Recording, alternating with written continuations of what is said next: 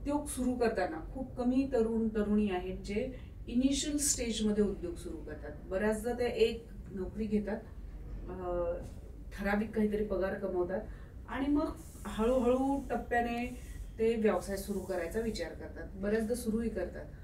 अशा तरुणांनी नोकरी कुठल्या टप्प्यावर सोडली पाहिजे? इट्स अ गुड क्वेश्चन की नोकरी करत असताना जर मला एखाद्या व्यवसायाची कल्पना सुचली तर मी कुठल्या टप्प्याला व्यवसाय नोकरी सोडली पाहिजे. It all depends upon what is your financial need. कितीतरी मध्यमवर्गीय फॅमिली असे आहेत ज्यांना बघतो मी, किंवा थोडेसे फायनान्शियली वीक असतील, ते घराला सपोर्ट करायसाठी नोकरी करतात.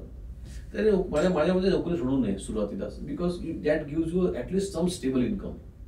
पण एकदा जेव्हा तुम्हाला कळलं की आता मला माझ्या बिझनेसमध्ये इन्कम येते आहे आणि मला बिझनेसमध्ये इन्कमच येते असं नाही, पण बिझनेसमध्ये मला वेळ कमी पडतोय आणि माझा नोकरी आणि माझा बिझनेस हा क्लॅश होतोय आणि तो क्लॅश मी मॅनेज करू शकत नाही, त्यावेळेला तुम्ही नोकरी सोडायला पाहिजे. Don't rush to give up the job. Because एक लक्षात घ्या, तुम्हाला जर तुम्हाला बिझनेसमधून इन्फ्लू नसेल पैशाचा तर ऑब्व्हियसली यू गेट स्ट्रेन्ड. पण तो स्ट्रेस तुम्हाला सहन करता येणार आहे का? आणि तो फायनान्शियल स्ट्रेस फायनान्शियल स्ट्रेस तुम्हाला सहन होणार आहे का?